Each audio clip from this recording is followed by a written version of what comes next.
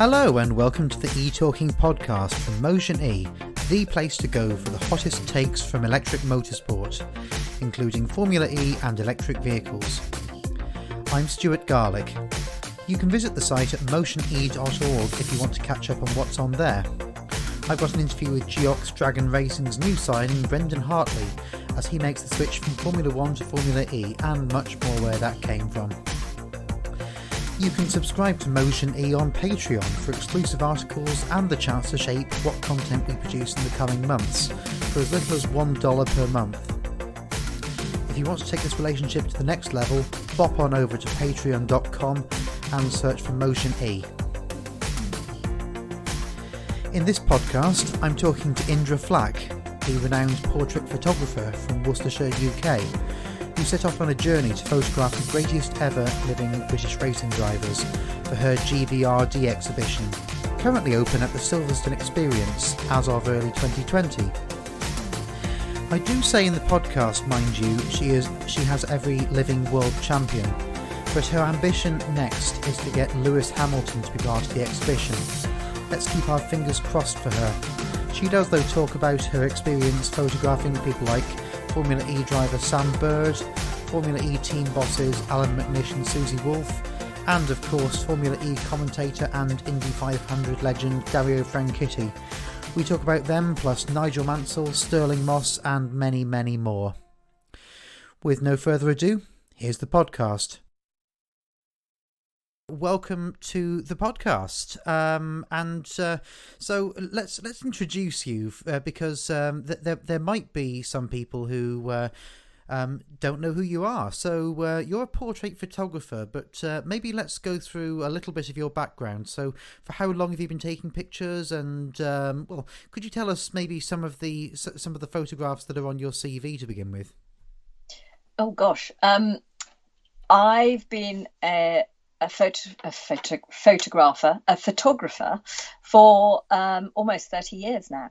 I started off as a photographic assistant when I moved down to London after degree photography courses and things like that, and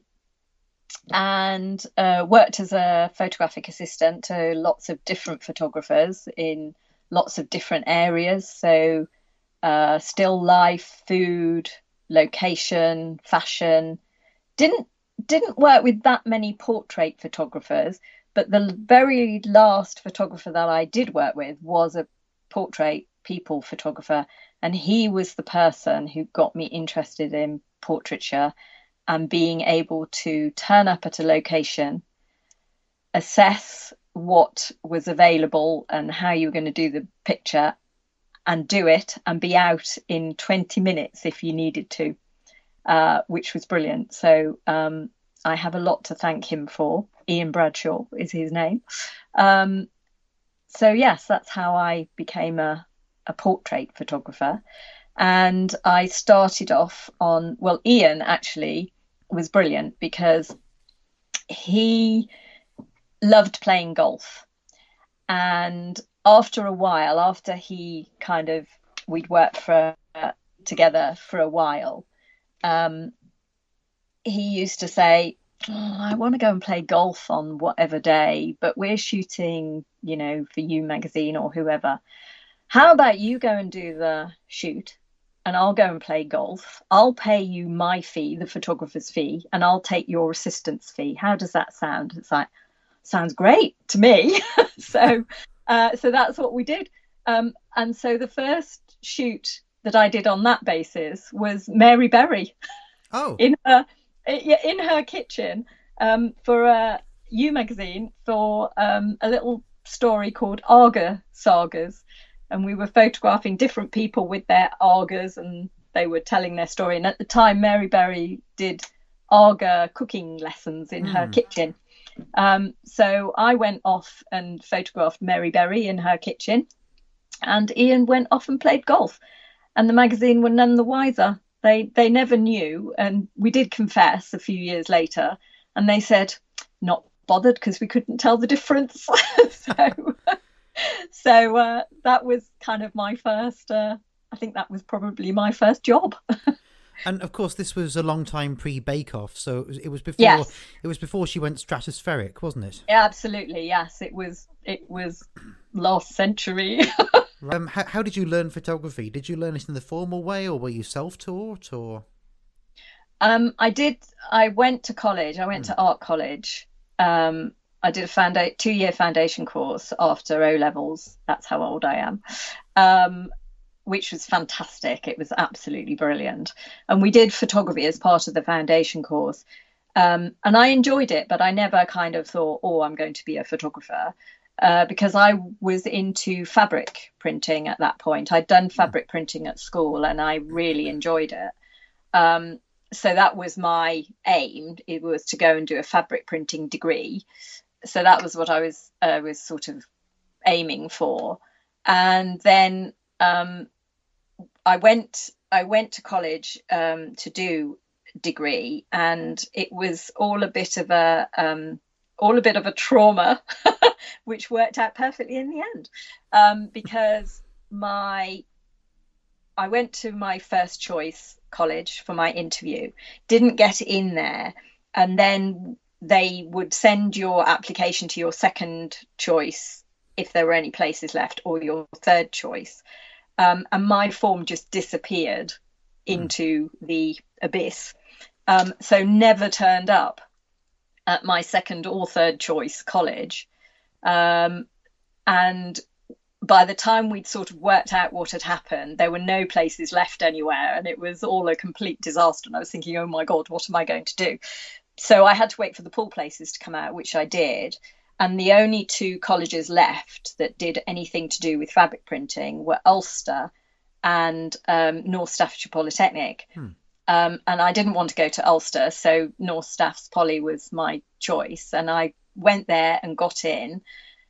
But their course, luckily, as it turned out, was a multidisciplinary design course. Try saying that after a few beers. And so you had 10 different areas. And in the first term, it was like an extension of the foundation course. So you could take your main area, which for me was the fabric printing, which was actually called surface pattern there, because you printed on other things as well, textiles, ceramics and glass and anything you could print on, basically, which sounded amazing. So I did that with photography, and I can't remember what my third choice was now, but I really enjoyed the photography module and just thought, oh, that would be, photography will go really well with surface pattern for, collecting information and ideas and all that kind of stuff. And then I went into the surface pattern module and absolutely hated it. Oh. I was thinking, oh God, this is a complete disaster. I don't know what I'm going to do. And my tutors said to me, well, listen, why don't you go back into photography? Because you really enjoyed it. And you were actually quite good at it. So go back into photography for the rest of the term and see what you think, and then make a decision. And I tell you, it was the best advice I ever got at college, because it was just perfect and I loved it, and that it all worked out.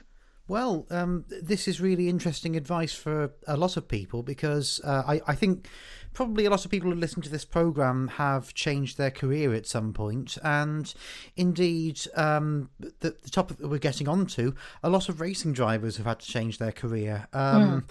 A regular partner of mine on the podcast, Conrad O'Keefe, he's a huge fan of the driver Pierre Gasly, who is from France, and he's had a few career wobbles, but seems to be on a good track now. So I guess what you've just said is a good lesson for any form of life, really, isn't it? Don't be afraid to change your mind, to turn around and do something else. And sometimes things that seem to be a complete disaster at the time work out absolutely brilliantly. I mean, not obviously, it doesn't always happen like that, but for me, that disaster of my form getting lost in the post was brilliant. It worked out absolutely perfectly, because frankly, I think I would have been a pretty rubbish fabric designer. Well, I think I'm a better photographer than I would have been a fabric designer. I guess we'll never know. But what we do Well, know exactly. is that you are the person who has created the exhibition GBRD, Great British Racing Drivers, which is on show at the Silverstone Experience. Now, let's drill into this slowly. So, what is the Silverstone Experience for those who don't know?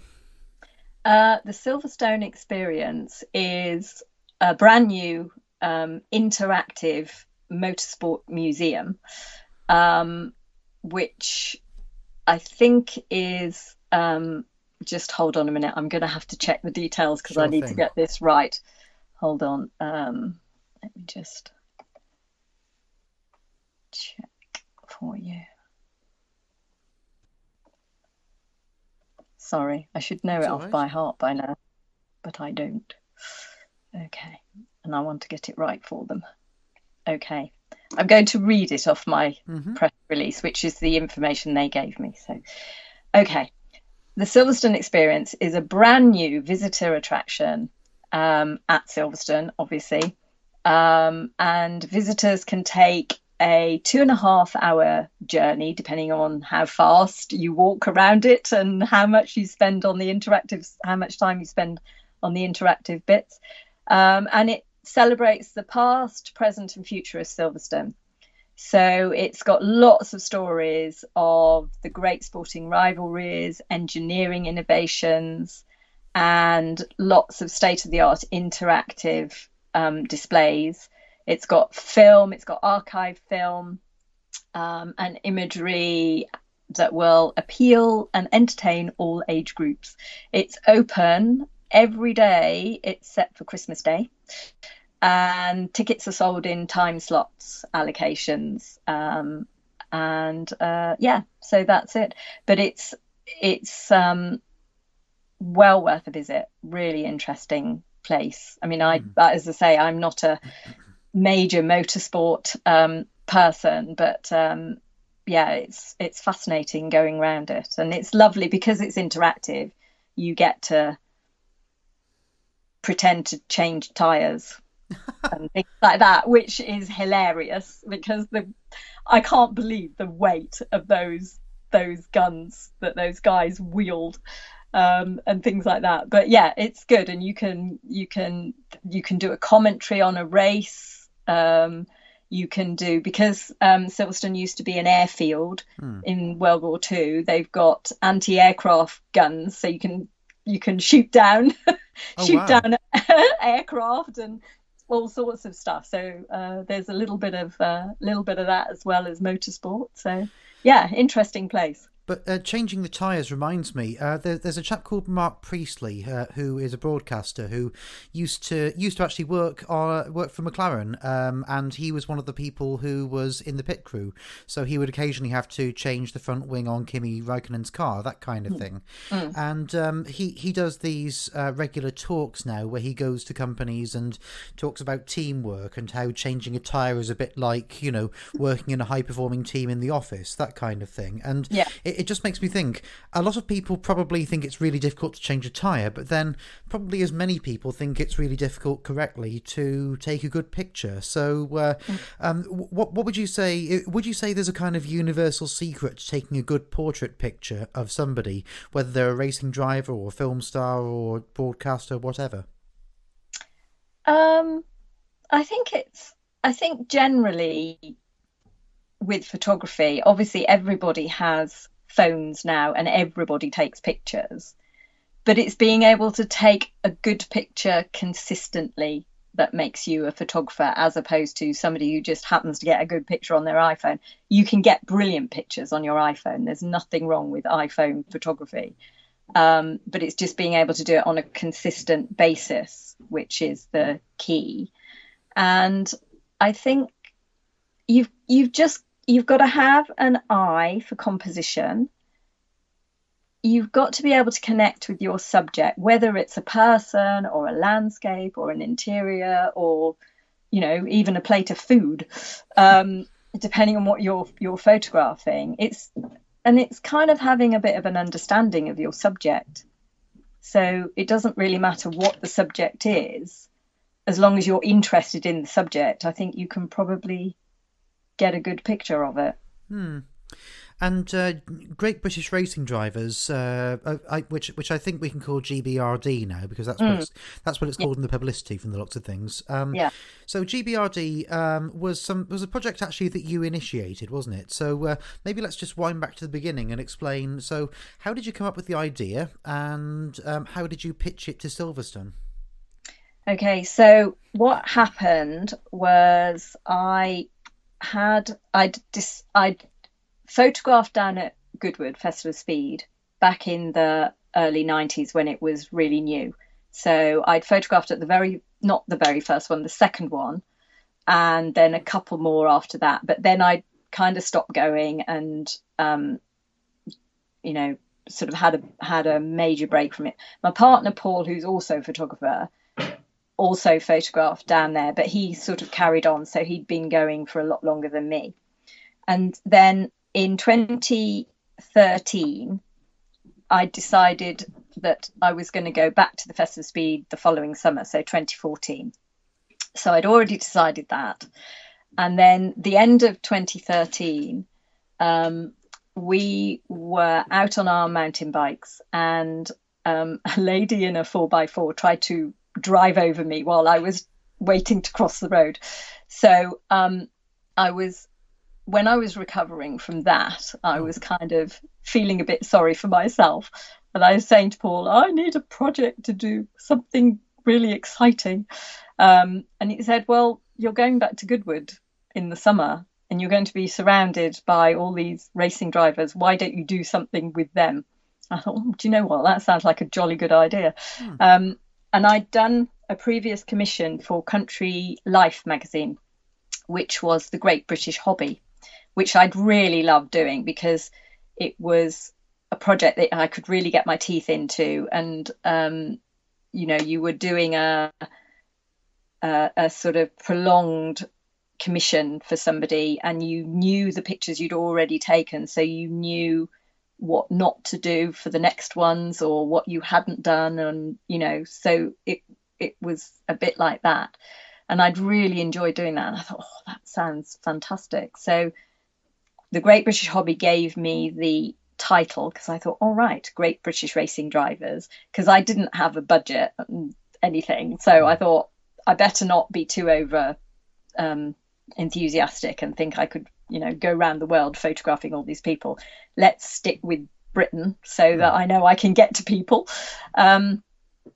So that's how that came about. And then Paul was going to the press launch, and he said, well, Sterling and Surtees will be there, so I'll ask them for you if they would mind, because when you're going to do something like that, I always think if you've got something to show people already, because they wouldn't know me from Adam, they've not seen me around there or anything, so they've got no idea who I am. But if I have pictures of Sir Sterling Moss and John Surtees, they're gonna at least give you the time of day to speak to you, aren't they? So both of them were absolutely delightful and said, yes, of course, just get her to write us a letter and we'll sort it out. So I did that. And of course, at that point, I had no details to give them. I didn't know what I was going to do with the pictures, really. I thought all I knew was I'd like to have a little exhibition somewhere, maybe sort of Silverstone-y, Brands Hatch, somewhere like that.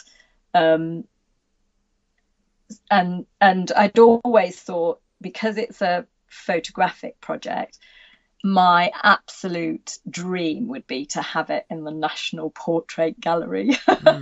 So I put that in my letter. I just said, my aim is to have an exhibition, perhaps at Silverstone, Brands Hatch, or even the National Portrait Gallery. And that was it. That was the only detail that I kind of gave them. I mean, I told them who I was and how many years I'd been a photographer and magazines I'd worked for and things like that. So they knew I was a proper photographer. But apart from that, they had no idea who I was. So both of them said yes, and we sort of rocked up at their houses and did their portraits. And so when I got to Festival of Speed, at least I had those pictures to show people.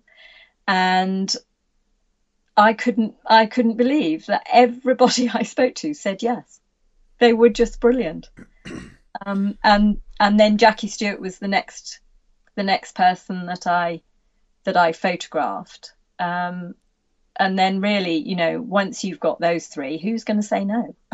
I would imagine that racing drivers, being public figures, you know, even the sweetest, most good-natured racing driver, Lando Norris, every racing driver probably has an ego. So probably having their photo taken, unless you're Kimi Raikkonen, is something they enjoy. Yeah, well, yeah. I mean, and also that's part of my ethos of taking photographs of people is I know the majority of people that I photograph don't like having their picture taken. That's the first thing they'll say to me is, oh, I really hate having my picture taken, and you've come all this way. And it's like, no, you know, when I'm being commissioned to do it, I say, no, you know, I'm being paid to do it. It's my job. Don't worry about it. And generally, my thing is that the people who are having their photographs taken have to have a good time, because that's the way you get the best pictures out of them, is make them feel relaxed, it's not a big deal, you know, it's only me, and they'll have a good time. And that's always what I aim for when I'm photographing anybody. It doesn't matter whether they're famous, they're not famous. You know, I've done lollipop ladies to prime ministers, and everybody gets treated the same.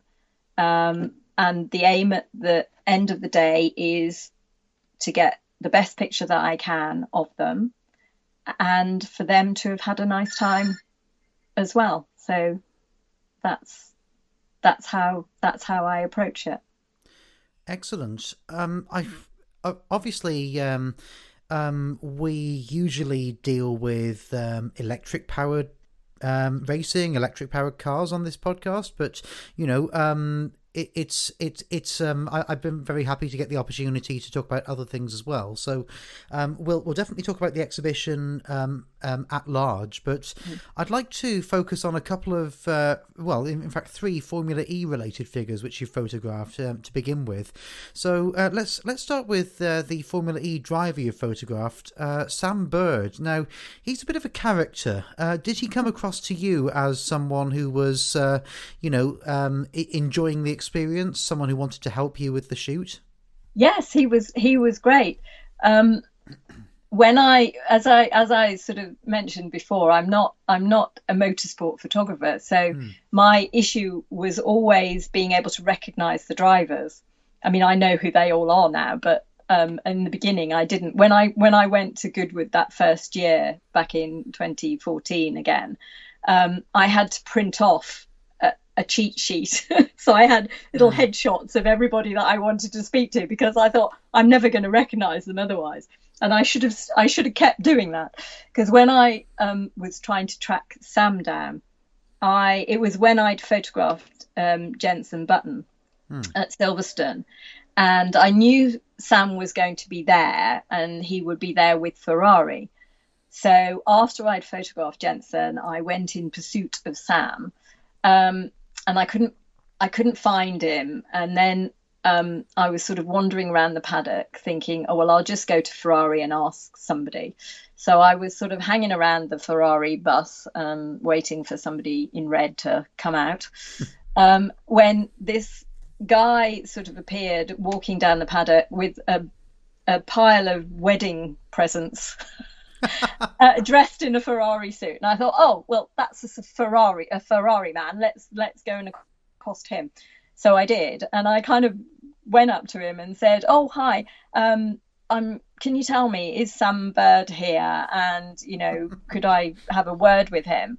And as I was saying it, I was just thinking, oh, I think that is Sam Bird.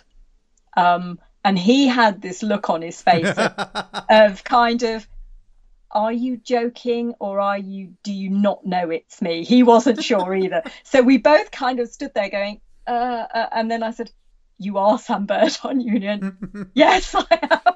So, but he was fine. He was fine. I said, oh, I'm so sorry.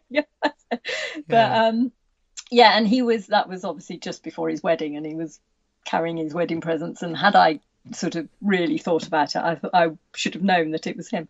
But he was fine, and we arranged to go and photograph him when he was at home in Bournemouth, which we did. And he was great because we did 3 different versions of his picture. I mean, sometimes I've only got 5 minutes with them, but with Sam I had the whole morning, which was great.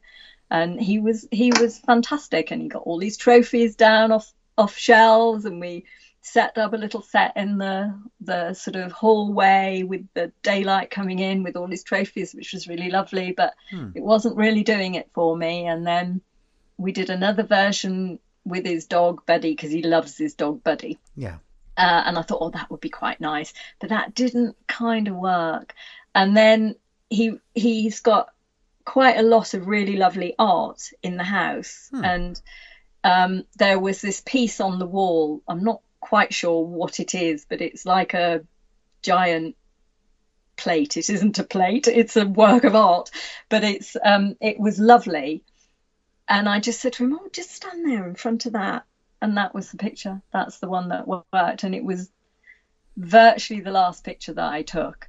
But he was great, because he just let me, he had the time, and he let me do all these other versions. And then we got the picture virtually right at the end. And it was great. He was brilliant, really helpful, really helpful. Yeah, I've always felt from watching him being interviewed, I've met him a couple of times at the track, but generally I've watched him through TV and through reading about him, and he seems like someone with the common touch. I think it comes from the fact that he's not really a driver from lots of money. He's in fact, before Formula E was a thing, when Virgin contacted him about driving for them, he was taking his personal training certificate because he thought that was the future for him. So I think maybe he's someone else who's had to change his mind a few times about his career as well. Yeah, because he started off as a footballer, didn't he? Certainly he wanted to be. I'm not sure. I think so. Yeah. So, because I think, was it for Wimbledon? I think you might be right. Yeah. Have I got that completely wrong? No, I think you might be right. Yeah. Yeah. Of course, he's not a bit like me. He's not the tallest person, so probably racing was the right thing for him to do. Yes, suited him down to the ground. Yeah, absolutely. Yeah. Quite literally down to the ground. Sorry. That was bad. Yes. That was what they call a boomer joke. I apologise for that. Anyway, but so Sam Bird was brilliant, and did he advise you on any of the drivers you were still yet to take? Did he say, "Oh, watch out for him," or "He's brilliant," or "She's really good"?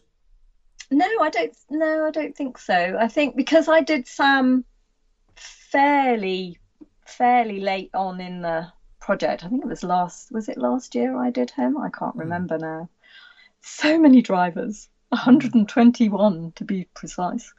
But yes, I think I don't think he commented on anybody, but I don't really kind of like to ask them. Oh, of course. Because different people have different, experiences with people, don't they? And generally as a photographer, you're going in on a completely different sort of level to everybody. You're only with them for quite a short time, so I don't tend to ask too much about other drivers from people, but so it depends, because some of them have asked, oh, who have you already done, or who are you going to do, and stuff, and they might make little comments about, oh, be careful with so and so, they're quite tricky or whatever, but I've been really lucky, because I haven't really found that anybody who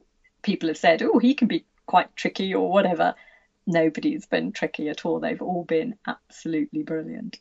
Well, talking of charming, brilliant people, you also took the picture of one of my paddock favourites, because she always answers every question in a serious way. Susie Wolff. She's the team principal of the Venturi Formula E team, and so what was the situation when you took her picture? How long ago was it, and what was she like to photograph? Well, Susie is delightful to photograph because you can't really take a bad picture of Mrs. Wolff. She always looks absolutely fabulous. I did her back in 2017. And again, I met her at the Festival of Speed. I had emailed her through her website, and I hadn't got a reply by the time I saw her at Festival of Speed. So I I went up to her in the top paddock, bearing in mind I've got my photographer's bib on, which says photographer, and I have two cameras hanging around my neck. And I walked up to her, I said, "Oh, hi, Susie, my name's Indira and I'm a photographer." And she kind of looked at me up and down and just laughed. Said, "Oh, yes, slightly obvious." But yes, I spoke to her and she said, "Oh, I did reply to your email," because as soon as I sort of started to speak and said, "Oh, I'm interested," "Oh, yes, I saw your email, and yes, that sounds great, and yes, I'd love to do it." So that was great.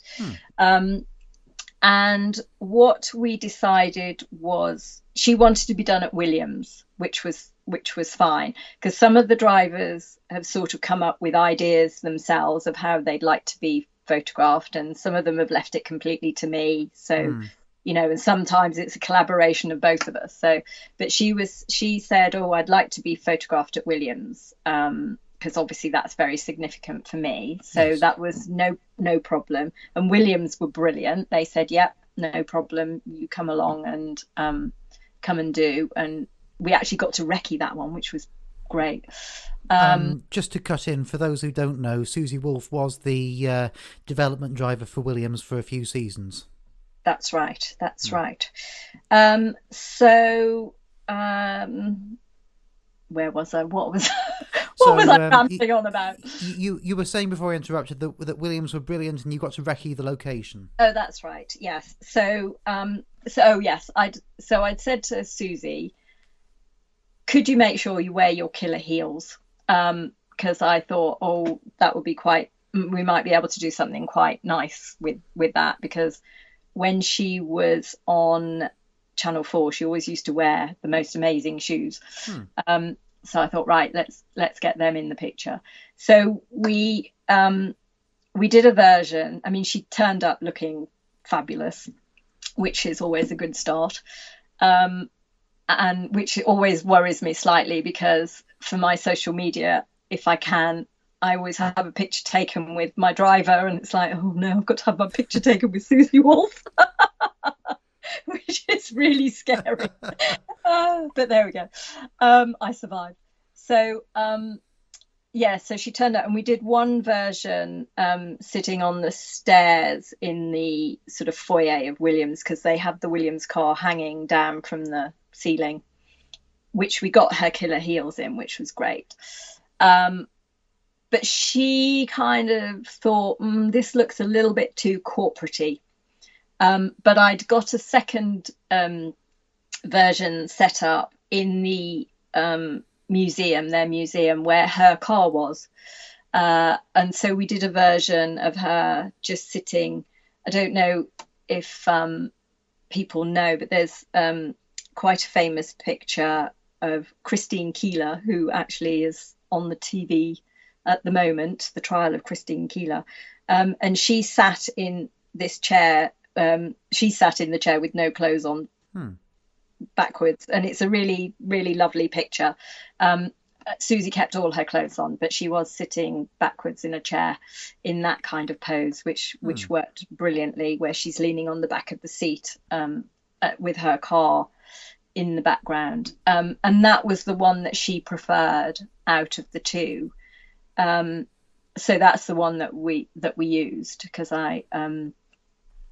I just thought, well, if she's happy with that picture, I mean, she really liked that picture. So, and I was quite happy with it as well. So I was quite happy to use that one. So, but yes, I mean, absolute professional, and really lovely, you know, really nice to work with, friendly, helpful, you know, as has everybody else been. So I've been really lucky, I think, with them all. I'd approached her about the picture when she was still with Williams, and then I hadn't got round to actually getting a date sorted out with her. And then, of course, she had her baby, so I had to then wait for her to have her baby, and then we did it then. So I didn't actually do her until I think it was 2017. I did Susie, but yeah, I mean, she was great, and she was really helpful later as well. So when I wanted some quotes for the exhibition and stuff, I emailed, and she said, yeah, no problem. And she did me a lovely little quote that was very appropriate, you know, to her and the females in the project and things like that, which was great. And she let me have a digital signature, so that when I put it on my website or whatever, you know, it had her signature on it rather than me just typing in her name and things like that. That's cool. Which is really lovely. And then, you know, I saw her a couple of months later and said, oh, thanks for that. And she said, oh no, you know, if I can help, then I will. And I like to help people. So that was great. The third Formula E personality you photographed was Alan McNish, the team principal of Audi. So how did you decide to approach that? And did he come up with any suggestions? What impressions did you get of the person? Well, I think with Alan, I had to, because he was commentating on, what was he commentating on? WEC, it must have been, mustn't it? It was before he was the team principal. So he was all over the place. So I had to coordinate with him. And of course, he lives in Monaco, so I couldn't go to his house. So I had to coordinate with him to when he was visiting here. So I think I must have done it all by email with him. I can't remember now. Isn't that awful? But I emailed with his office, and he was coming to WEC at Silverstone to do commentary. So we decided we would do it there. And I phoned up Lisa Benamor at the BRDC, who has been incredibly helpful throughout the whole project, and said, Lisa, I need a location for Alan. And she said, well, you can use the BRDC clubhouse, because they're setting up for a lunch, but there'll be nobody in there. So that was brilliant. And so we ended up in the corridor to the toilets with Alan. Okay. But it worked perfectly. And he was absolutely delightful, and turned up with a change of clothes, special to put on for the picture, all neatly folded in his suitcase. He was great. He was really, really good fun and hilarious. And I'd photographed him in the corridor, and it was a lovely sunny day. So the window, if you know the BRDC clubhouse, the window that looks out onto the track was behind Alan, down the end of the corridor, sort of thing. And the sun was shining through. So after a while, we were having a bit of banter, and I just said to him, oh, Mr. McNish, it looks like the sun is shining out of your bottom, which he really loved. And every time I see him now, is the sun still shining out of your bottom? We have this standing joke now. And because it was Easter time, I bought him a little lint bunny to say thank you. So every time I see him now, I have to give him chocolate. Oh. So we have our standing sun shining out of his bottom and chocolate now is our thing. So yeah, he was brilliant. And we did another version 2, because he had time. We went up onto the roof as well, and that actually works really well. And it was quite difficult to choose between those two, but I thought, we'll go with the sun shining out of his bottom picture. So that was what we did. But again, he's been great. Every time I've seen him since, he's lovely. And that's what's been really lovely, is that when I see the drivers afterwards, wherever, they'll all say, oh, hi, how's it going, and what have you. So yeah, they've been brilliant. Yeah, and maybe this is a lesson for upcoming photographers, which is that actually the location, maybe, I'm guessing, doesn't matter as much as the quality of the lighting and the subject and so on.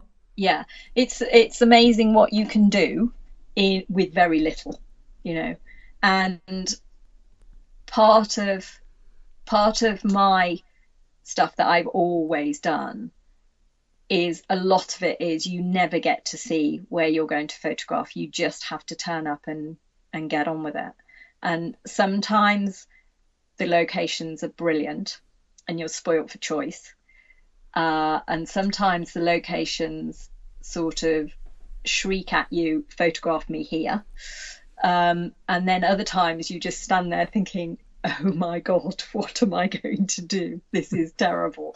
But you know, there are ways and means that you can sort of get around most things, and lighting is key to some of it, and things like that. So yeah, it's just sort of knowing what is possible in things where it looks like it's totally impossible to get a decent picture.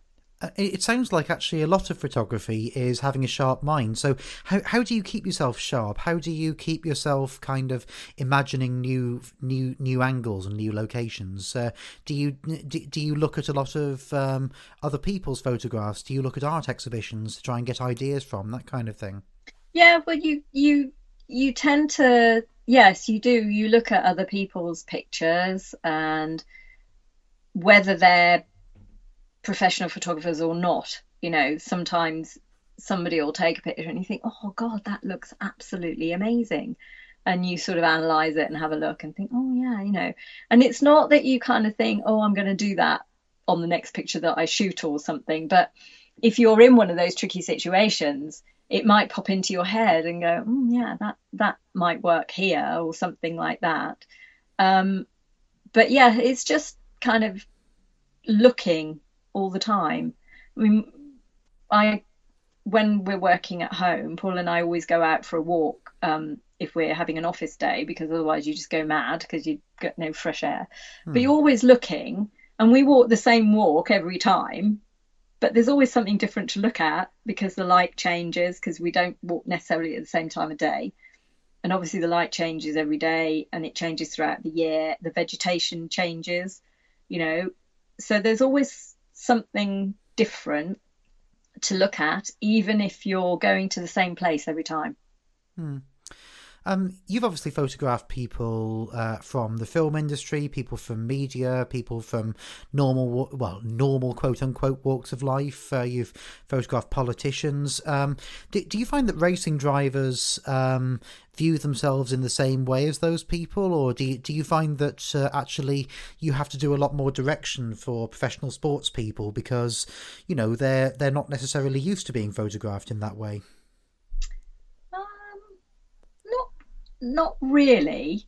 In fact, sports people, I think, are quite good to photograph because the majority of them are really good at taking direction. I mean, Jenson Button, for one, brilliant. Because we did him with his cycling sort of persona. So we did some versions with a bike, and you could say to him, right, just move the back wheel that 10 inches to the left or whatever. Absolutely brilliant. Whereas a lot of people, you'll say, just take a little step to the right, and they'll take a massive, great big step, step out. It's like, no, come back. When I say little, I mean, this much, and you have to hold your fingers up and go that much. But no, the sort of Jensen was really good, because we've got a bit of film of behind the scenes, and I'm there and I'm saying to him, just move your back wheel this much, and he does it absolutely perfectly. So, and I've photographed other sports people, Dame Kelly Holmes, and I can't think now who else, but Sally Gunnell and lots of other people, and they've all been quite good, because I think at that level they're all quite media savvy, so they know what they're doing as well. Oh, definitely. Yeah. Jensen Button likes to pretend he isn't, but he's very savvy. But by the way, Jensen is a hardcore triathlete. So was it his idea to be photographed in his cycling gear? No, what it was when I was running around like a headless chicken at the British Grand Prix, organising another shoot, I came across Jensen in the national paddock. He was doing some filming with Guy Martin for one of Guy Martin's Speed, the one where he raced Jensen on the track. And Jensen was sitting on his push bike. I think they were just waiting to go off to film something. So I nipped in and explained who I was, said I was doing the project, would he consider having his picture taken? And he said, yep, speak to my manager James over there. So I went over and spoke to James and showed him some of the pictures. He said, yeah, absolutely brilliant, we'll do that. And he said, have you got any ideas? And I said, well, as Jensen's really into his cycling and things like that, I'd like to do something that incorporates that. And he said, yeah, that'll work. And he was bringing out his own cycling gear a bit later on that summer, I think it was, and it was perfectly timed. It came out just before we did the shoot. So in the pictures, the pink cycling top that he's wearing is one of his that he designed, and the pattern on it is all the F1 circuits from his championship year. So it was great, because we photographed him with his WEC car that he was currently racing, but we had a nod to his passion of cycling and his F1 championship year, so that was just perfect. And he's really proud of that championship year, understandably. But I think he's equally proud of the fact that he's managed to find a life after motor racing, and I'm glad he managed to reflect that in the shoot. Anyway. Yeah, and I mean his writing as well. I just read his book. Is superb. It's so funny. It's really funny. It's hilarious. And I was lucky because I took it with me and I said, oh, will you sign it for me? I said, it was so funny. I said, I really enjoyed reading it. And I read it really quickly because it was so easy to read. And I said, yeah, I was really surprised at how funny it was. So he was pleasantly surprised, I think. So that was quite nice. So I think my book personally signed, which is lovely. I think my favourite chapter from the book was when he talks about all the things he shouldn't have bought with that money. Yes. Exactly. Yeah. But no, it was a really good read. And then we did have a joke about cycling, because I was saying to him how good I thought it was that the majority of his cycling clothes weren't black. It wasn't black, because obviously he was wearing a pink shirt. And I said, I always find that really weird how everybody wants to wear black so that when they're out road cycling you can't see them because they all merge into the tarmac. And I was saying about, mind you, it didn't do me any good because I had my full fluorescent cycling gear on when the lady drove over me, so she obviously didn't help. My So gosh. we're having a bit of a joke and a laugh about that. So, Hmm. but no, he's very funny, and his sort of commentary on TV and stuff. I haven't seen too much of it because we don't have Sky, but he's very good at that. Well, obviously it's a few years back for you when you got run into by the car, but if it makes any difference, professional sports people have had it happen to them. Of course, I think Bradley Wiggins got knocked off his bike Yeah, while he was racing, didn't he? yeah, I think it was on a training it was on a training exercise, and Hmm. I think it was a lady pulled out in front of him. And her thing was, she said, I had no idea how fast you were traveling. And Hmm. she said, if I'd known, I wouldn't have done it. But yeah, it's yeah, lots, and I purposely don't ride on the road. I was only crossing over the road from one off-road bit to the other, so that was even more annoying. Yeah. But But by the anyway, way, this is why F1 drivers and Formula E drivers often say they don't drive cars on the road because they don't like the variables. They don't like the fact that not everybody on the road is an expert like they yeah, are. yeah. Well, I can see their point. Hmm. Yeah, I mean, obviously it's been a lot of fun, but it's also been a lot of work. And you mentioned it was hard to get McNish in a particular location. Was this a recurring issue for the shoot and for the exhibition? The fact that racing drivers are very rarely in one position for a long time. Yes, yes. Some of them more than others. Uh, Martin Brundle, David Coulthard, and Johnny Herbert. I'd been Hmm. trying for quite a long time to get them individually. And as you can imagine, they're not in the country that often, and when they are, they're usually working or they're trying to have a holiday. So I failed miserably, basically, to get the three of them individually. And I just thought it was getting to 2018, and I knew the exhibition was going to be the following year. So I was thinking, right, I really need to sort this one out. So I thought, well, the only thing I can do is photograph them when they're here, when they have to be here, and maybe do them all together. So I thought, so when is that going to be? And the obvious place is the British Grand Prix. Hmm. So I decided that that was what I would do. So and bearing in mind, I only decided this, I think it was the end of May.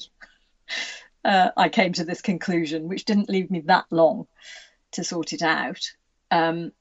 So I emailed Martin Brundle, and I emailed all three of them actually, and I can't remember. I think I did it through the BRDC, who did a lot of that for me. They forwarded a lot of letters for me, because going through the BRDC, at least the drivers then would know that I was a real person type of thing, and not just some random nutter. So, and I got replies back from Martin and David, who said, yep, that should be fine. And I'd sort of explained in the letters what I wanted to do, which was, I knew that if I was going to do them at the Grand Prix, I needed to do it somewhere out of the way that the public couldn't get to, because we would probably only have 5 minutes to do it. And I needed to not have any interruptions or anything. So I decided that we'd do it on the old podium in the National Paddock. And I wanted them with their microphones, because they were all obviously commentators now, and they were all ex F1 and they'd done Le Mans and things like that. So I sort of thought, we'll do something where they're all together doing what they do now.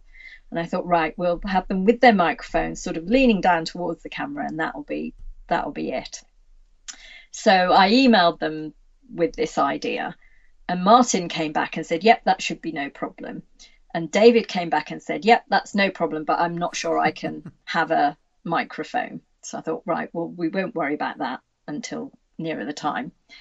nothing from Johnny Herbert at all. Okay.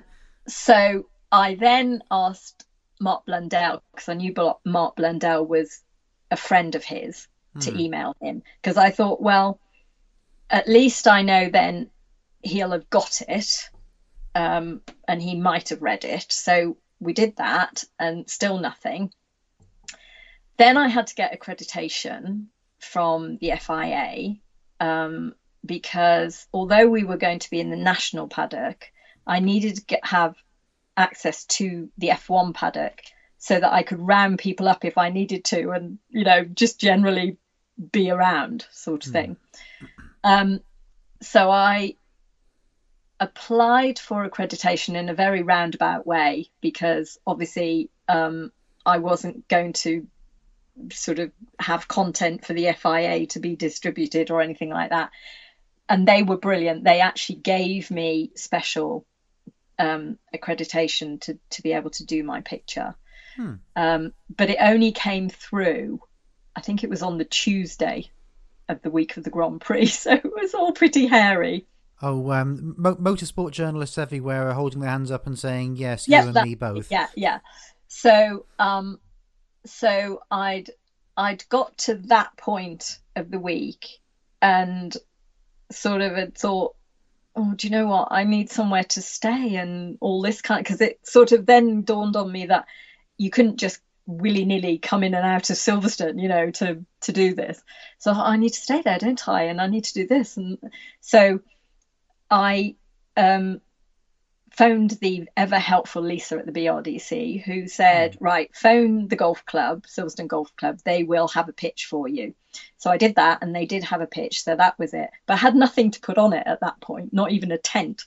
So I had my pitch, I had Martin Brundle and I had David Coulthard and one microphone and press accreditation. Then Silverstone Golf Club said, oh, we've just had an email from somebody with a motorhome who they've been cancelled for the Grand Prix weekend, so why don't you phone them? Which I did, got that motorhome, so that was great. So basically I turned up at the Grand Prix on the Wednesday, I think it was, to go and get my press accreditation, and we got a lift into the circuit in what we thought was a media bus, but it wasn't. It was actually Channel 4, who said, yep, hop in with us, we'll take you in. So I thought, oh, you're Channel 4. I said, I need a microphone for David Coulthard for his picture, explain what I was doing. He said, yep, no problem, we'll make sure he turns up with a microphone. Woohoo. So that was sorted. Bumped into Craig Slater of Sky and just said to him, Martin said he can probably come with a microphone, but can we make sure he does? Yep, that's no problem. So that was fine. So everything was sorted except for Johnny Herbert. Had no idea whether he'd got the email, read it, whether he was going to turn up or anything. So I just thought, oh, well, we'll just have to go with two if we don't get Johnny. So the evening before the shoot, I'm in the media centre having dinner, looking down on the pit straight, and there's Johnny Herbert playing a charity football event thing. So I ran down, I sort of hobbled down to where he was and said, Johnny, I'm Indira, Great British Racing Drivers. And he went, oh yeah, got your email, sorry, ignored it, yeah, I'll be there, no problem. So all done. And they all turned up absolutely bang on time with their microphones. 5 minutes, all done. Brilliant. That's super. Absolutely brilliant. And the people at Silverstone were fantastic as well, because obviously we had to have all the gates unlocked so we could get up to the podium and all that kind of stuff. All the security people, brilliant. Everything happened as it should. No hitches at all. Fantastic. And probably you photographed every living British Formula One world champion. You also photographed John Surtees, who sadly isn't around anymore, but probably the greatest racing driver who never won a title, well, arguably, is Sir Stirling Moss. And you've got a story with his shoot, I gather. Yeah, well, he was the very first driver that I did. Um, and he was brilliant. We had an absolute hoot with him. We just didn't stop. I was exhausted from laughing. And of course, the stories that he tells you are just incredible because it's a completely different age that he raced in. So they're amazing, his stories. But we turned up at his house. I had no idea what it was going to be like or what I was going to do or anything. And we turned up and he's there with his Union Jack braces on because he's saying, oh, well, it's Great British Racing Drivers. So I thought I'd wear my Union Jack braces. I thought, great. Because I'd had an email dialogue with his PA and she'd said, what would you like him to wear? And I said, I don't mind. He can wear whatever he would like to, because I had no sort of preconception of what I was going to do. So that was great. So he turned up in a lovely crisp white shirt and his Union Jack braces. And there was this lovely chair in his, it wasn't in his office, it was in his living room that we did it, a Charles Ames chair. And I said to him, oh, that looks great. We'll sit you in that. And he said, oh, well, that's really appropriate because I had this chair instead of a trophy because I didn't want another trophy to polish. So so I had this chair. And I think what had happened is he'd actually sold the chair later and then kind of realised that it was actually a really nice chair. And I think I don't know whether he tracked the one down that he'd actually sold and it was the same one, but he'd got another one back. I think it might have been that he tracked it down and he got it back. So so he's sitting on a trophy basically in his living room, which is great. That's superb. And one driver who did win the world title, who was the person who got me into motor racing, watching him, Nigel Mansell. What was he like to photograph and where did you have to go to photograph him? Nigel Mansell is the only driver that I had to get on a plane for. Oh. And I went to Jersey where he lives. EasyJet, brilliant.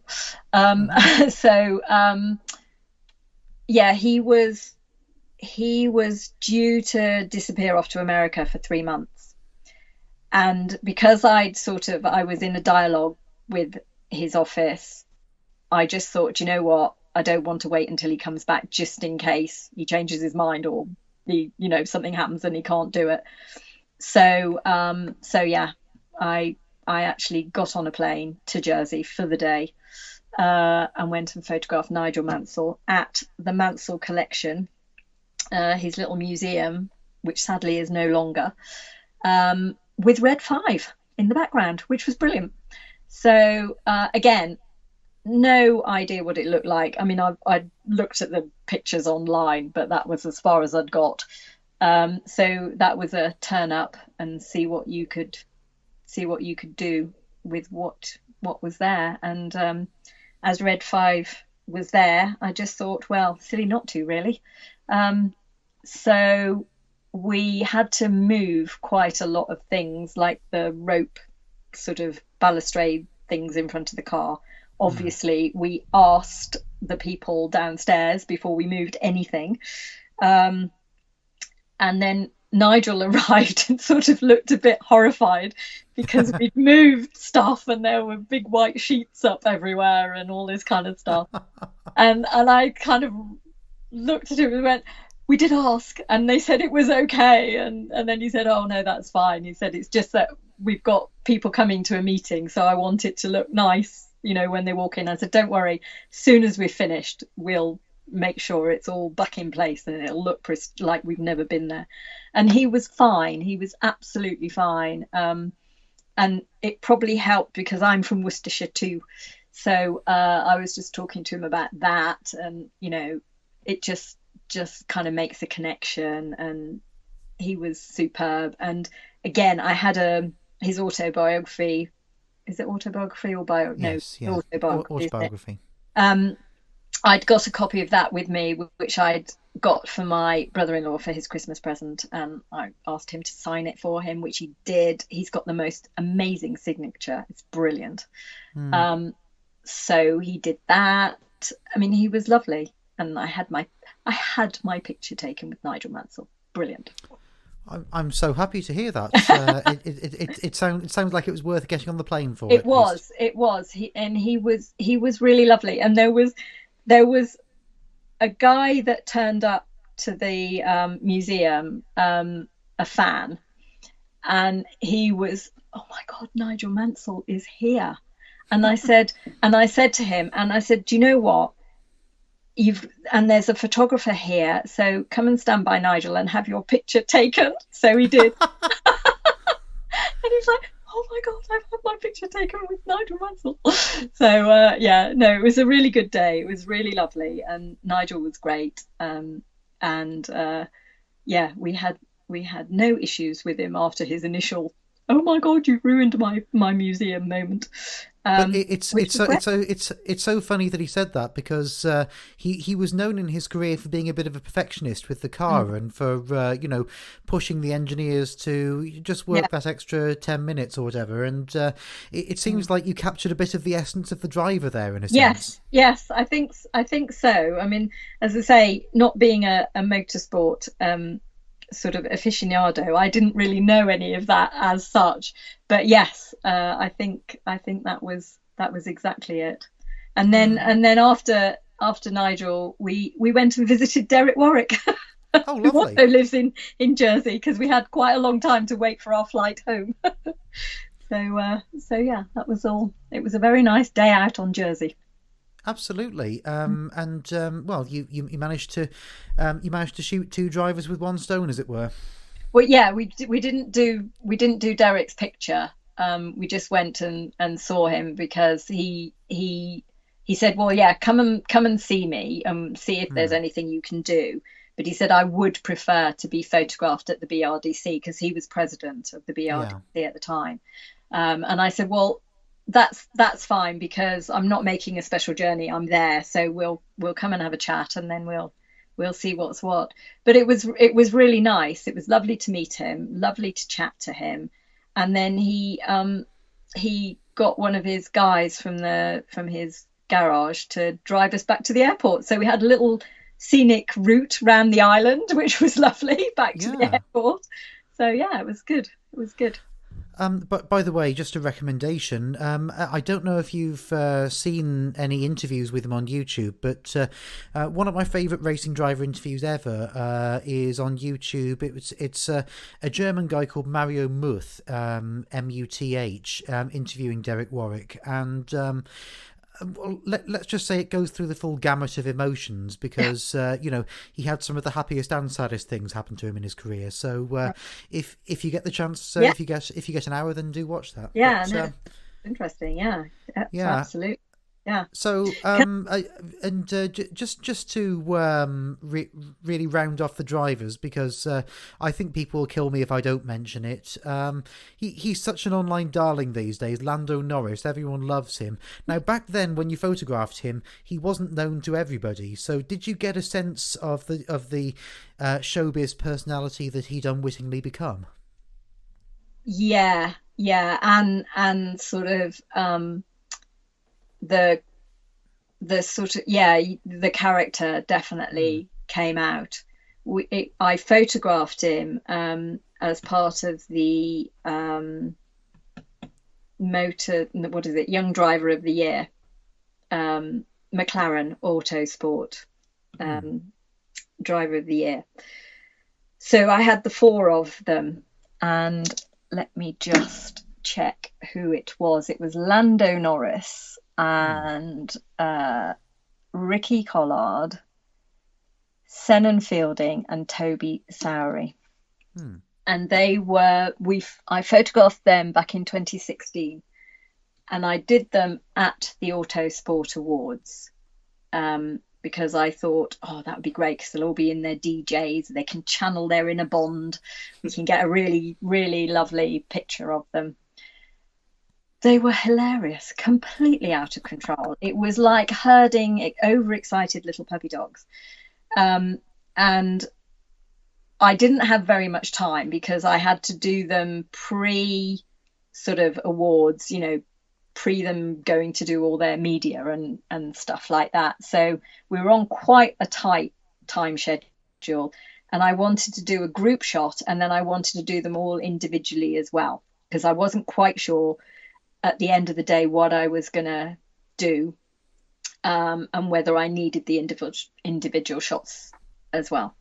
So it was trying to get them off their phones to pay attention to what I was saying to them. I mean, it was just hilarious. I wish I'd got a film of it, because it was absolute chaos. But Lando, even though everybody was mucking around and what have you, there was something slightly different about Lando. He was a little bit more sort of cool and calm, even though he was having fun. And I got the group shot done first, and then I said, right, okay, we're done with those. I need to do the individuals. Well, it just descended into complete chaos. All of them were just mucking around. I mean, I just kept shooting. We've got some hilarious pictures, a lot of them out of focus, but hey, hilarious pictures of them sort of, all doing bunny ears behind each other's heads. Toby Sowry was sliding down the banister. We're in the great room, the ballroom at Grosvenor House Hotel, and he's sliding down the banister. It was hilarious. And all sorts of stuff going on. And kind of while all this chaos was going on, Lando was actually just sitting on the banister, quite cool and calm, looked like he was channeling his inner Bond. So there was something slightly different about him, but fun, really fun. So I managed to extract everybody off the stairways to do the individuals. So I just left Lando sitting on the banister as he was, and that's his picture. And it's just perfect, cheeky grin, because goodness only knows what the other three are doing behind my back, to make Lando laugh and all that kind of stuff. But he was certainly, you could see that, the beginnings of that personality, because I can't even think how old he was in 2016. Not very old, was he? He was 16. 16, yeah. So, and what's lovely about him as well is, I mean, I've got no idea if he actually does remember me from that, but every time I see him, he always says, "Oh, hello." He talks to you as if he remembers it. I don't know whether he does, and I don't blame him if he doesn't, because it's a long time ago now, and a lot of stuff has happened to him, hasn't it? But when you speak to him, he speaks to you as if he does remember and what have you. And I gave him, I gave all the drivers little prints of their pictures this year, and he was like, he said, "Oh, great, that's really lovely, thank you very much." Delightful guy. Final one, promise. And unless you've got more you'd like to talk about afterwards. Around the same age as Lando Norris, but quite a different personality, it seems. You photographed Jamie Chadwick, who is definitely the fastest female British racing driver there is now, and she's now a Williams development driver. So what did you make of Jamie Chadwick when you photographed her? Oh, she was great, really professional. I mean, I photographed her in 2016. The first time. Jamie's actually in the project 3 times now. So the first time I did her was an individual picture, and we went up to, I think it was Donington. Was it Donington Park I photographed her in? Freezing cold day. I mean, Paul and I turned up looking like the Michelin men because we had so many layers on. And Jamie was razzing round the track, and oh my goodness, she was fast. It was a test day, and the other people on the track, you could tell how fast she was compared to everybody else. And I mean, as I say, I know nothing about racing driving. So we had to wait until lunchtime to photograph her. And, I made her stand out in the cold in her lunch break before she'd had any food. Made her stand out in the cold for a few versions outside, but it was so cold. I said, this is ridiculous. Let's go in. We went into the garage because the heaters were on in the garage. It was lovely. And the picture of her that I've got is in the garage, and it works beautifully because you get this lovely red glow of the heater. We've got her sitting on a tire. We've got a helmet there. She's in a race suit, and she's just sitting there looking, really professional and what have you. And I did reward her with homemade lemon drizzle cake, so quite happy at the end of the day. But what was funny was when I photographed her then back in the summer with the W Series girls, because obviously I wanted to get them into the project, and obviously she won it, which was even better. That was great. So we did a group shot at Brands Hatch on that last day of the championship with so it was Jamie, Alice, Sarah, Esme and Jessica, and we had to do it inside. It was a beautiful day at Brands Hatch, but it was blowing an absolute gale, and if you look at the girls, they've all got masses of hair, and I just thought there's no way we can do this picture outside because it'll just be hair everywhere and it'll be chaos. So we did them inside. And Jamie was going on about, oh, my race suit feels a bit tight. And then she turned around to me, bearing in mind it was 2016 I photographed her last, and this was 2019 sorry now. She turned around to me and she said, it was you, it was that lemon drizzle cake. Made me fat. I was like, really? I don't think so, Jamie. So she definitely remembered the shoot then. Yes. It's hilarious. Anyway, so yeah, she's quite dry, Jamie, but she's funny, really funny. But the W Series, really the way that's brought drivers, well, in the case of Alice Powell, back to prominence when they should have been in prominence for a long time, but also, it's given prominence to a lot of drivers who maybe would have fallen under the radar. So it must be really pleasing to you to see that. Yes, no, it was great because I'd photographed Alice individually. I'd actually photographed Alice with Ella Stevens, who is she's sort of a driver coach to Ella, and Ella's up and coming karting, in karting. So I'd done a picture of those two together, which hilarious, those two together, really funny. We had Alice flossing. Ella was teaching Alice how to floss. She was rubbish at it, I have to say. But yes, it was a very funny shoot with those two. So that was really nice that we got that one as well. But yeah, to once the W Series got announced, I thought, right, I have to have them in the project. And I hadn't at that point sort of decided what, but I'd spoken to Catherine Bonmuir at Autosport, and I'd said, this is what I'm doing, and if all 5 Brits get through, that's what I want to do. I want to do all 5 of them together. And if they don't, then we'll see what we do. But they all got through, so that was great. So that was always going to be the picture. But again, you've got 5 drivers and you've got to get them all in the same place at the same time.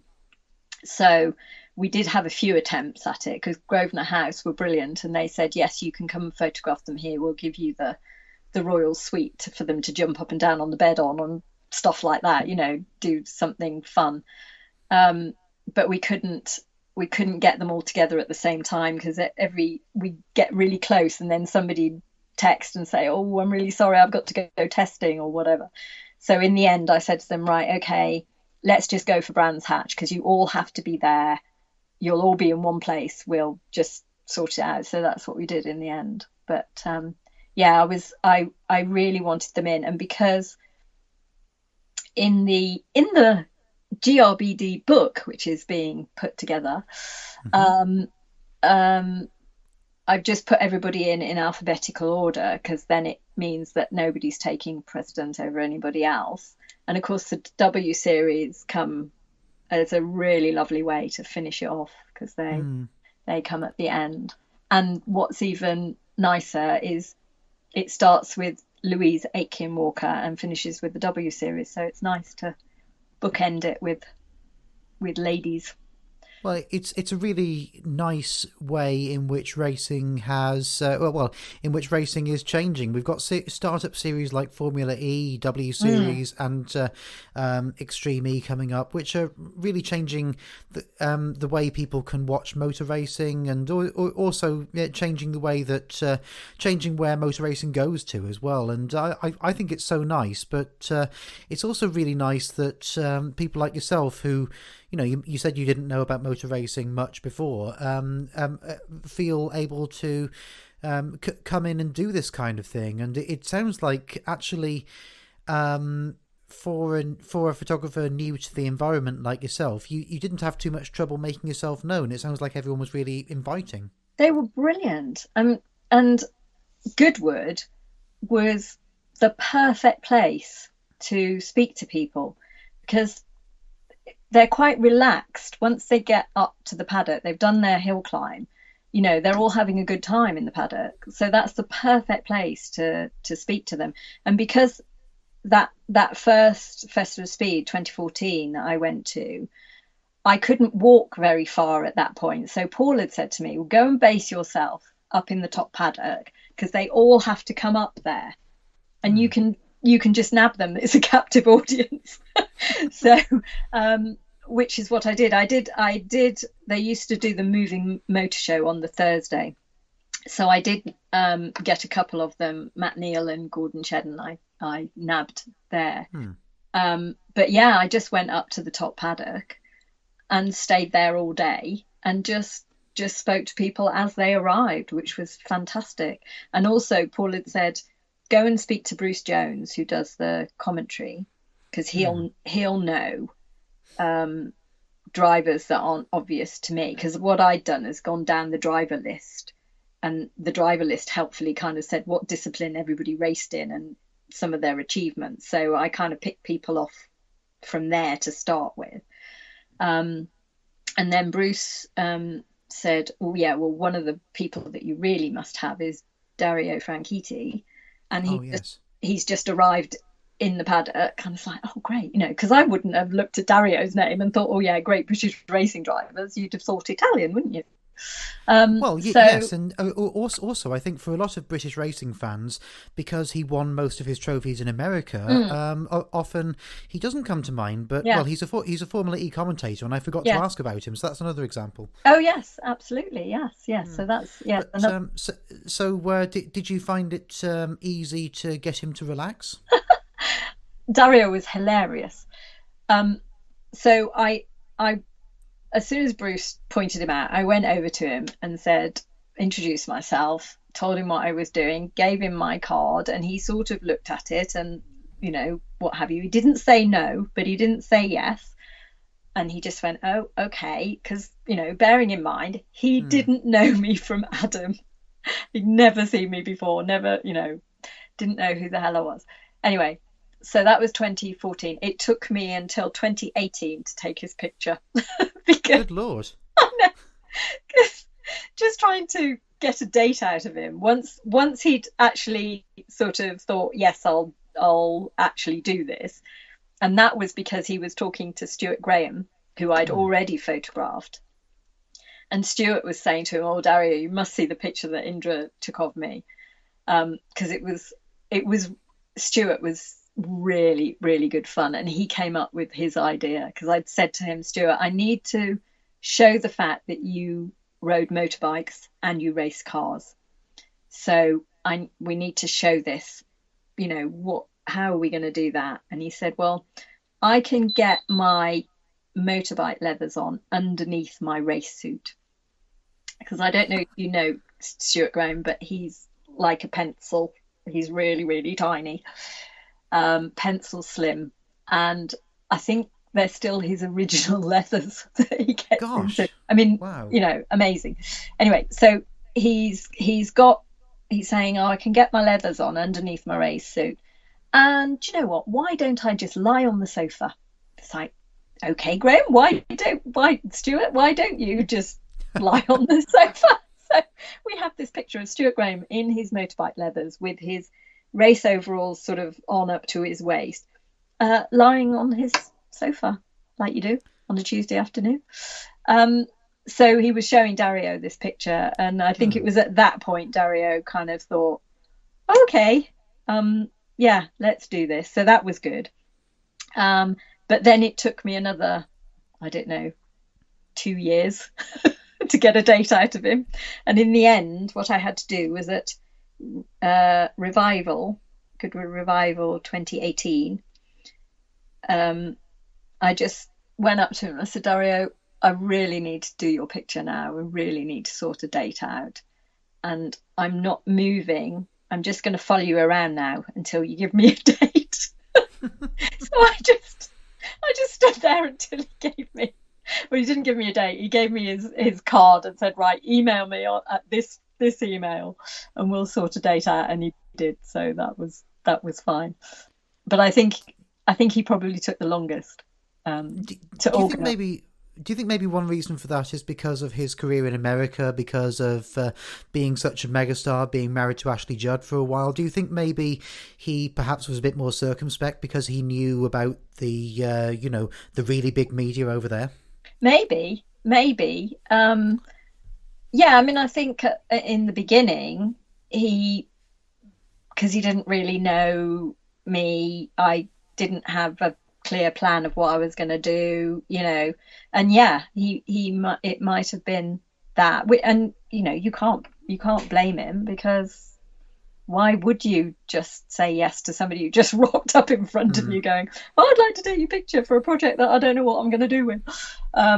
So yeah, but he never said no, even from the very beginning. So everybody is madly in love with him. So yeah, it's hilarious. But he's so nice, and easy to chat to. And again, we went to his house because I'd just been up in Scotland photographing Louise Aiken Walker, and unfortunately we couldn't coordinate that he would be in Scotland when we were there, which was a bit of a shame because all his memorabilia was up there. So the picture that we actually had to do, he's got one of his is it Indy 500 rings? This is how little I know about him. Yeah, he's only got one of those on rather than the three of them and things like that. But it actually works, really well. You can do just a really simple portrait of Dario because he just looks so brilliant, which is what we did. He's a rock star. He's a movie star. He's brilliant. Yeah. But nice with it, so that makes it a lot easier. So yeah. We've run way over time, and that's really a great privilege. And thank you for staying on for so long. I appreciate that. I just wonder if we can close by perhaps you could tell me what you would tell a young photographer who wants to get into the business of portrait photography. Obviously, we've proved on this conversation that you can create your own exhibition, you can create your own job, but what would you tell someone who wants to do it for themselves? You've just got to practice, and you can practice on anybody, your mum, your dad, your brothers, your sisters, anybody. Just take pictures of people all the time. And then it is just a question of, things have changed slightly. Well, they've changed a lot since I started. Because when I started, what you would do is perhaps assist photographers. That's always, I think, the best way to learn stuff, is to assist other photographers. And don't necessarily just assist portrait photographers if that's what you're interested in. If you're not sure, assist lots of different people, and then you'll find which thing suits you the best. But I think that's the best way to learn, is from other photographers. I mean, I used to have to, we stood in phone boxes with piles of 10p's phoning photographers up going, can I come and work for you? Which of course you don't have to do now, you can email them. But I think it's always nice to try and speak to people anyway, because people get so many emails, you know. It makes quite a change to actually have a conversation with somebody. So but yeah, I mean, basically, you know, in the words of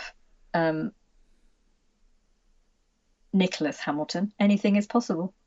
So you can do it if you want to, and it's just putting your face in front of the right people a lot of the time, and it's luck as well, because I used to do mail outs, and you're just randomly sending your picture out in a little postcard to people, and if it happens to land on somebody's desk and it's the picture that they're looking for, they'll ring you up. So there's a lot of luck, but it's a lot of hard work as well. You have to put in the work yourself, but you can do it, and just don't be disheartened and keep going, because eventually somebody will see what you're doing or like your pictures or whatever, you know, if you're good. So, and I've just putting the focus out to the wider, to the rest of your career. Is there one particular shoot, maybe from recent years, that you're especially proud of, maybe from outside of the exhibition? Oh gosh, one of the early ones that I did, which I really loved at the time, and I really still like it, is I shot Johnny Morris, who probably most of the people listening to this won't know who the hell he is. Animal Magic. Animal Magic. Oh, well done. Yeah, Animal Magic, Johnny Morris, because it was just amazing to meet him, having watched him on TV for all those years. He was exactly like he was on TV, which was even better. And the picture that I got of him, I was really, really pleased with. It's just the expression on his face, everything just worked perfectly. And that postcard, all the people that I met afterwards who'd got the postcard said, yeah, that is still on my wall. I love that postcard. And one art director even took it on a shoot that they were doing with Johnny Morris and got him to sign it. I said, oh, well, you did better than I never got a signed one. But I really like that picture. It just worked perfectly. And it's a really simple shot. It's black and white headshot. You know, there's nothing fancy about it. For those who either didn't grow up in the UK or aren't as old as me, now my mom put Johnny Morris Animal Magic on TV for me to watch. I don't remember it, but I have seen reruns, and my mom keeps reminding me about the funny voices he would make with the animals. Yes. So am I right that it was a children's show where he played a zookeeper with funny voiced animals? Yes, and he used to voice the animals. I think he had Dorothy the ring-tailed lemur was one of the ones. And they were live action animals filmed they in were, a zoo, yes, weren't they? Yes, live animals, yeah, absolutely. So that's perhaps not the person I thought you would choose, but I'm very happy you did. All right. Who did you think I would choose? Oh, I just thought you were going to choose someone from Hollywood or whatever, but I'm quite pleased that you chose something personal like that. That's nice. I tell you who else was a really lovely person to shoot, was Tito Jackson from the Jackson 5. Oh, right. He was lovely, and we had to go to a hotel to photograph him in, I can't remember where, Cumberland Place or somewhere. It wasn't a particularly lovely room, but there was I was really pleased with his picture. He always wears a bowler hat or something. And he's got this lovely bowler hat with a little feather in it and stuff. But he was just really lovely. And you kind of think, how big were the Jackson 5? You know, but he was the most down to earth, normal person, you know, you could wish to meet. He was lovely. So that was really, and what's really nice is when you meet people like that and they are like that. They're really lovely and they speak to everybody in the room. There's no airs and grace. They're not starry or anything like that. They're just really nice people, you know, and that's lovely when you meet people like that. And the most recent shoot that I did just before Christmas, who wasn't a racing driver, was Sir Ben Ainsley. And again, really lovely guy, very easy to talk to. I know nothing about sailing. I mean, I've watched him sail in the Olympics and things like that, so I know who he is and what have you, but I don't know anything about sailing. But I had a conversation with him and I was asking him what he was doing this year and what have you, and he explained to me in a way that I would understand. He didn't get all technical and boaty on me. Really lovely guy. Had a very nice afternoon shoot with him. So it's nice when you meet people that you've seen on TV and they're lovely. It's not so nice if they're a bit awkward, but you know, who knows? Some people, they might have just had a really bad day, so you have to give them that. But in general, we generally have a great time with the people that we photograph, because, you know, you just kind of go in and try and make it as pleasant as possible for them. So that's always my aim.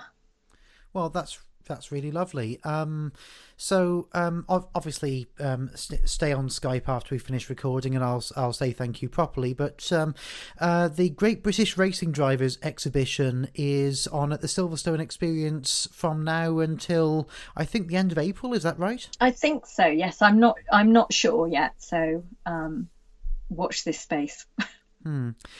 And the GBRD book will be out. Do you have any idea when yet? Not sure yet. I'm still writing my stories, because I'm not a writer, so it takes me a while to do it. But I hope that I can get it out before the exhibition comes down. But again, that will all depend on funding and stuff like that. But even if we don't get it out, it'll be there ready, waiting to go at some point. So if you go onto the website, the GBRD website, you can send me an email which would register your interest in the book, and then I can update you and let you know what's happening. That is lovely. And you're quite active on Twitter as well. How do people find you on Twitter if they want to? It's, now you're asking me. I think it's GBRD Photos. Yes, it is. I'm glad somebody knows what it is. It's exactly that on Twitter and Instagram. It's the same on both. Excellent. And Indira Flack, thank you so much for spending so much time with us. And really appreciate you coming on. So thank you. No, thank you for having me. It was a pleasure. Thank you for listening to the E-Talking podcast from Motion E. If you like this, then you can go on to motione.org to read our regular stories, or you can go to patreon.com and search for Motion E to find our subscription stories. Please do join us for the next episode. Thank you again.